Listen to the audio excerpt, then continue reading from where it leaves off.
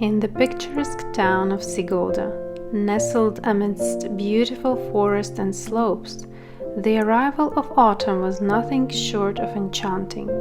It was a time when the whole town seemed to collectively yearn for cozy comforts, and nobody questioned why.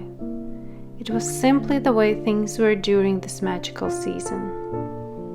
I have a deep appreciation for the changing seasons, often wondered why I felt an overwhelming desire for coziness during autumn time.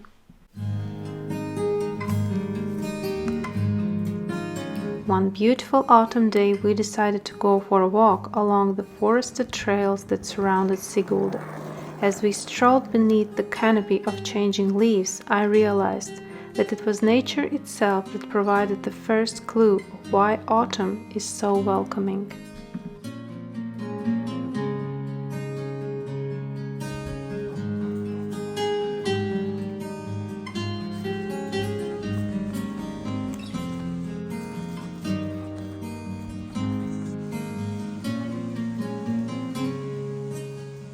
It is still warm to just sit and capture the beauty of nature with a brush and paints.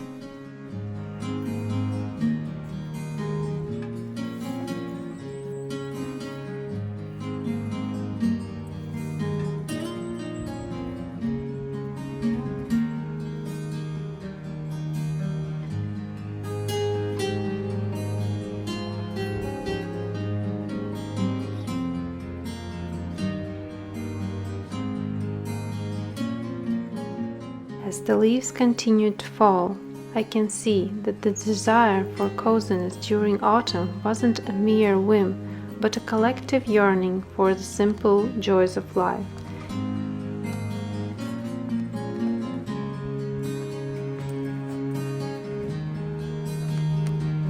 It was a time when nature, senses, reflection, and connection converged to create a sense of comfort and belonging.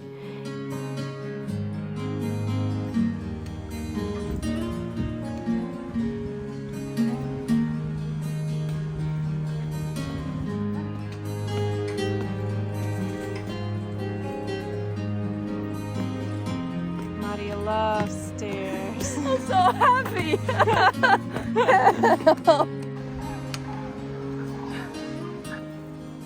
Wow. That's a force.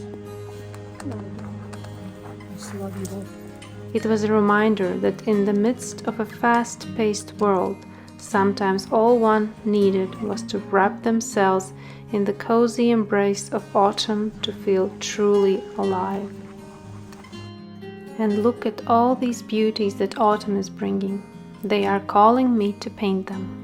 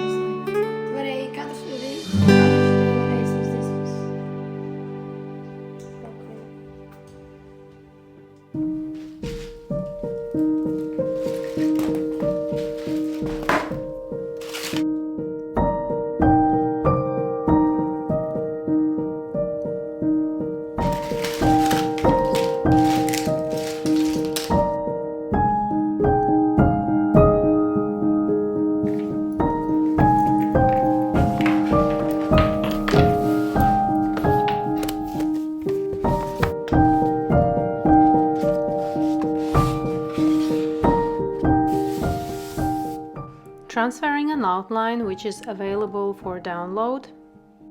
Transferring, remember to draw all the details. Removing excess amount with elastic eraser by rolling over the drawing. I'm using 300 GSM watercolor paper, hot pressed, from my sketchbook.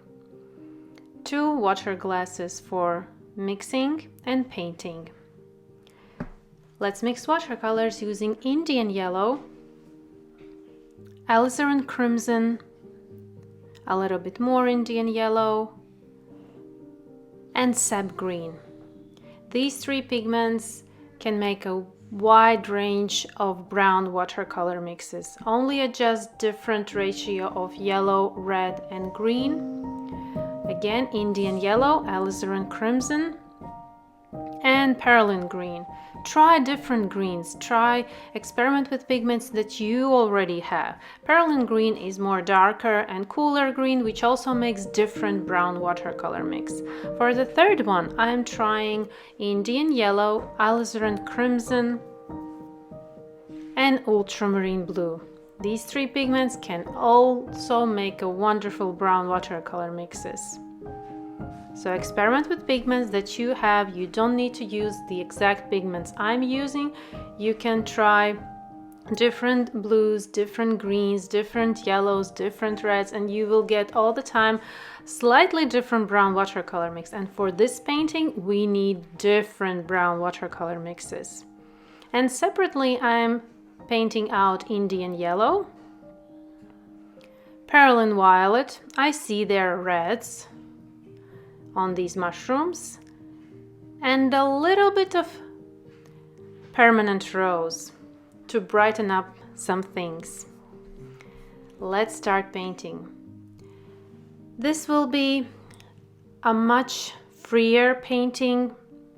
I'm using finer tip brush and going straight to the darkest areas that I see in the reference. Sometimes I receive question how to simplify a painting, a realistic painting, so not going too much into detailing. If you want to make, for example, a quick sketch or a simple illustration, or you just want to play around with composition, see what works, what's not working, and you don't want to spend many hours on really detailing and painting accurately your composition. Well, in this tutorial, I will show you my approach of simpler painting, but still sticking to realistic approach, detailed result. It will not be so accurate as, for example, this particular composition would ask me many hours to finish in order to look at really realistic with all the details and accuracy, but it takes half an hour to finish this composition, which is perfect. For example, if you're planning a bigger painting, or if you just want to check how watercolor mixes are working, or you just have extra time and you want to have a little illustration to cheer you up during these autumn days.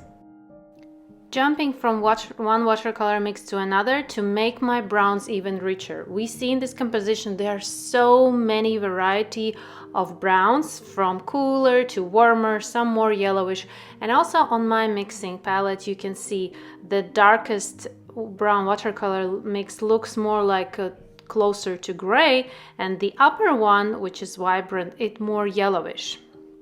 And I'm starting straight away from the shadow areas. This is the area where I always feel safer to start, with little areas. For example, like now I'm painting with the tip of the brush. This is really small area, and I see in the reference that there's completely darkness in that area, so I can't mess up there. But still, I'm starting and I'm getting over this fear of white paper.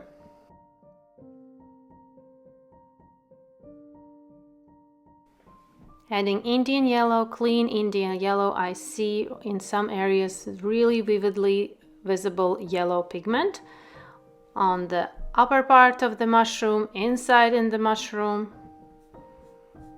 This also is a really nice practice to study browns, to practice brown watercolor mixing and how to apply different browns, so from cooler to warmer, from brighter to paler.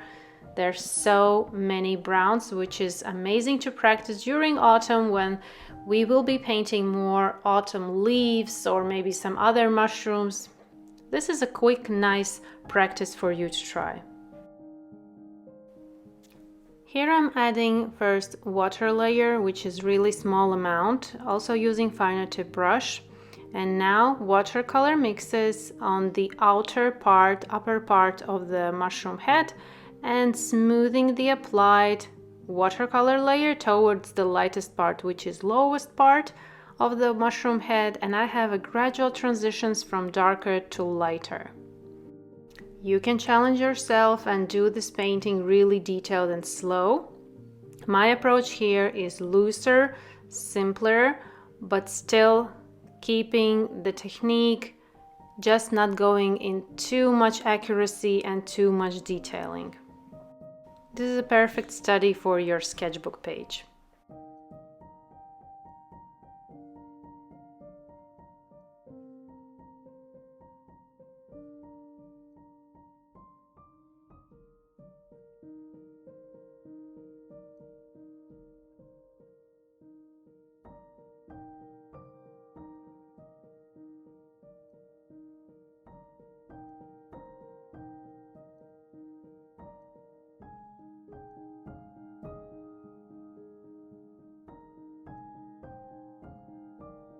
And separating mushroom stems with the shadows, not with outlines. I'm not outlining stems or heads. I'm adding shadow to one area. In the same time, I'm separating the lightest and darkest area with the shadow.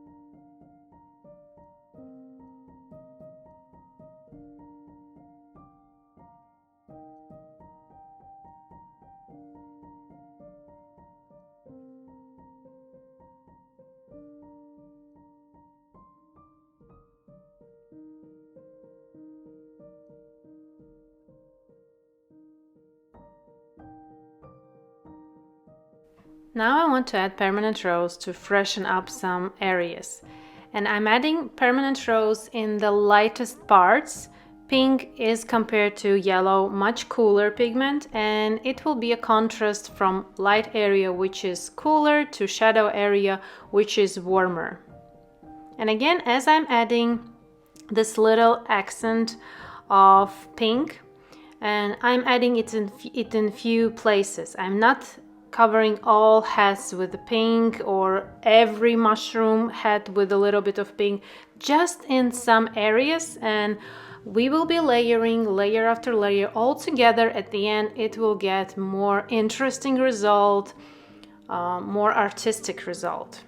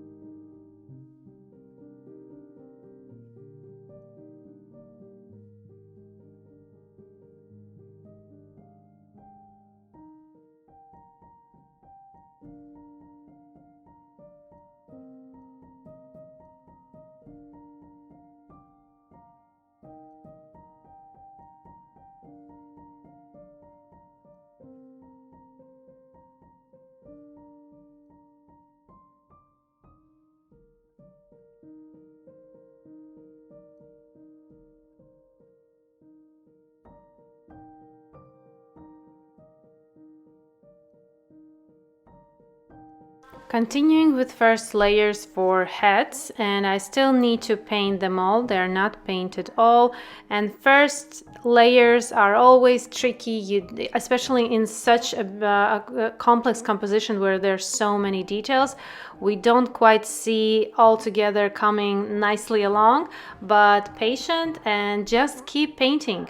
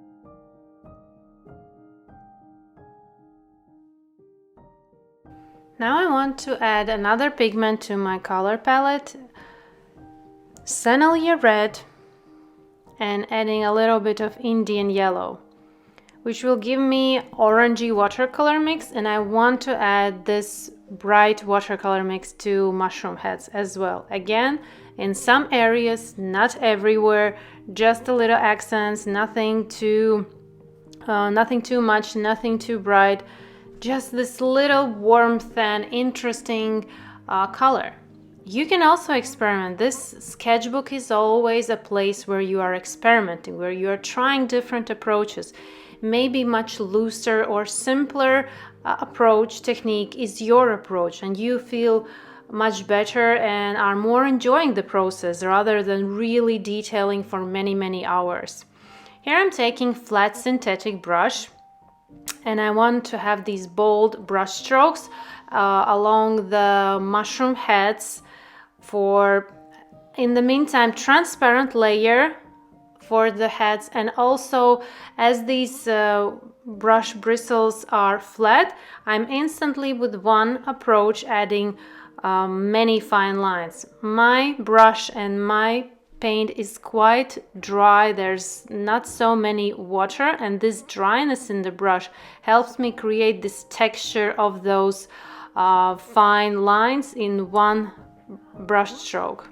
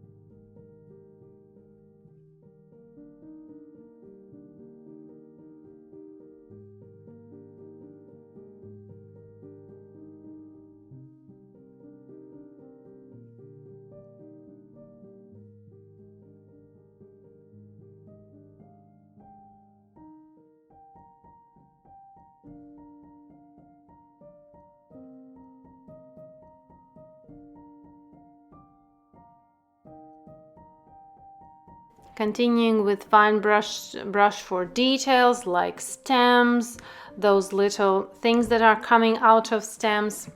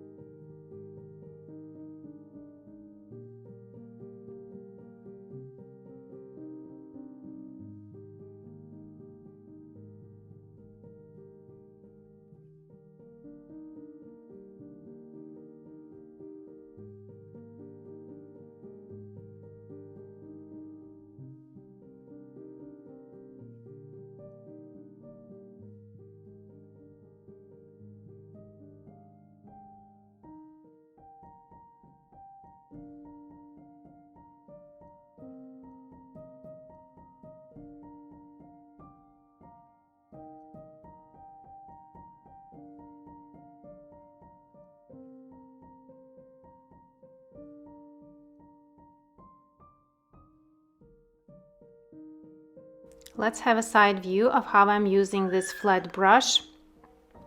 Again, I'm uploading watercolors, drying in paper towels, so I have much drier brush strokes and more textured look on the paper. With different brushes, we can achieve different results. Here, I'm not too concentrated on precision, like if something a little bit goes outer the edge, I'm not too worried. First, this is sketchbook. Secondly, I'm just having this much looser and more simpler painting.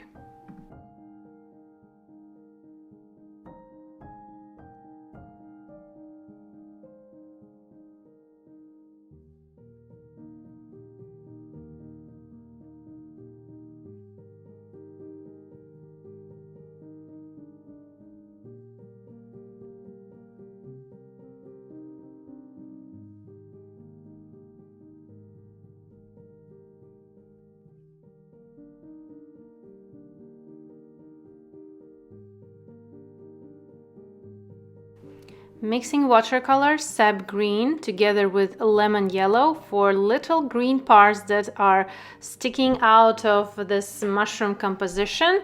They came together with the mushrooms from the forest, and this is really just a play with the tip of the brush, nothing too precise, little wiggly brush strokes to apply these green things that we see in the reference photo. Here's the closer look of how I'm applying these green parts, and yeah, these like little wiggly wavy brush strokes.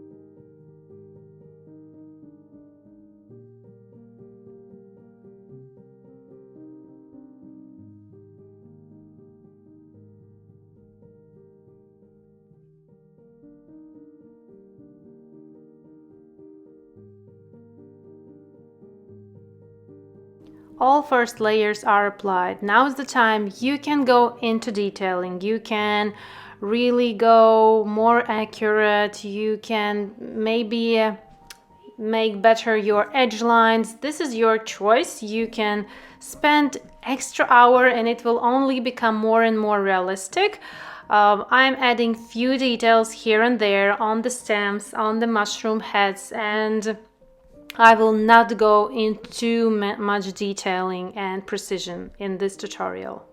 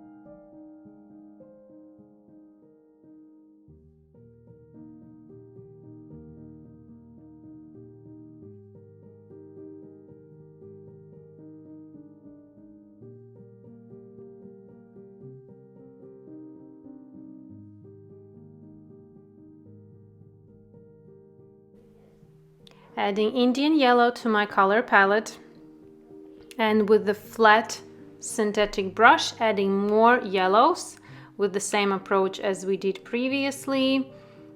Again, only this goes to the mushroom heads. Bold brush strokes, but I'm leaving light area. I still need to get them look more realistic. I need to have lights and half tones and shadow area. For that, nothing's changed.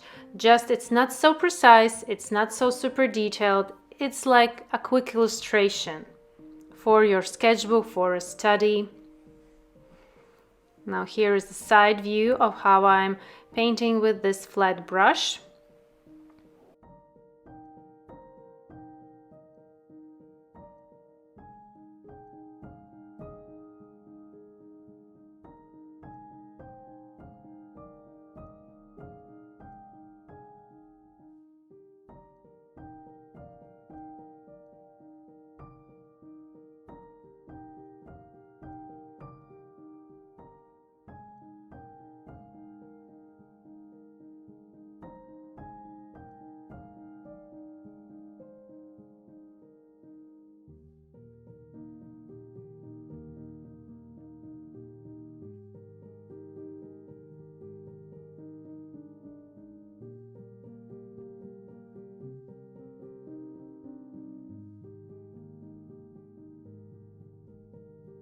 Adding permanent rose.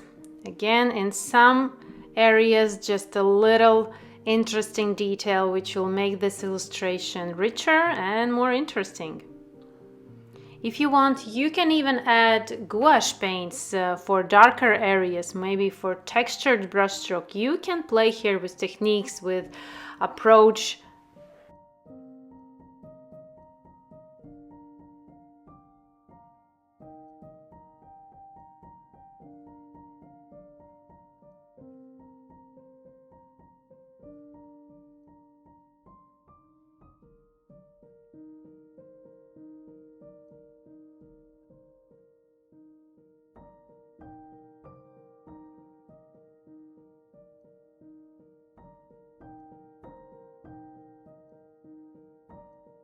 Here I'm taking colored pencil, which is brown, and I want to add some details. I find it that if pencil is applied only in one layer on this sketchbook paper, it gives this nice texture to my mushroom stems. Again, you can experiment. Maybe if you want, you can take marker, black marker, and outline all mushrooms.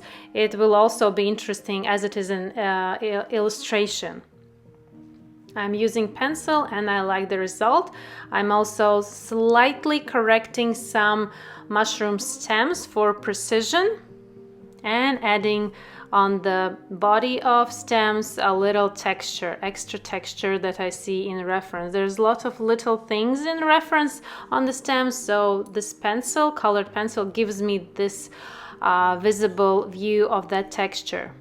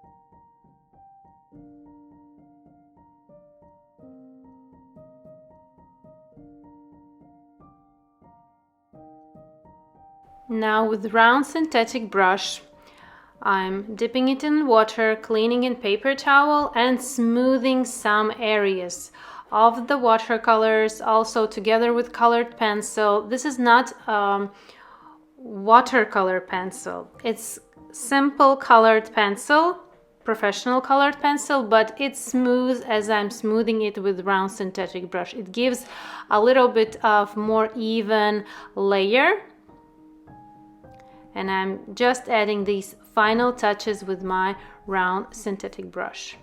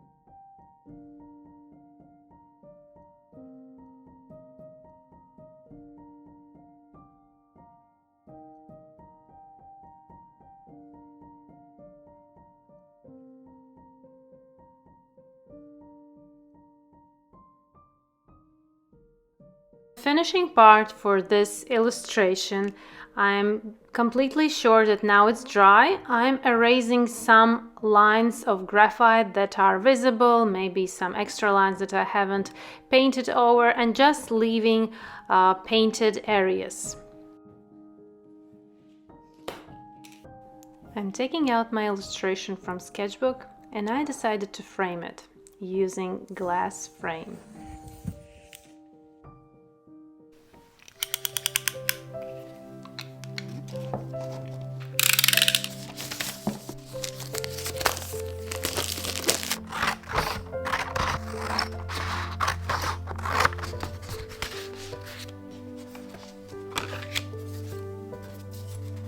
And here it is. The simple illustration is perfect for my natural history corner and for this autumn day. As autumn descended, the days grew shorter and the nights grew longer. I found myself spending more time indoors, wrapped in warm blankets with a cup of tea in hand. It was during these quiet moments that I realized another aspect of autumn coziness. It provided an opportunity for reflection.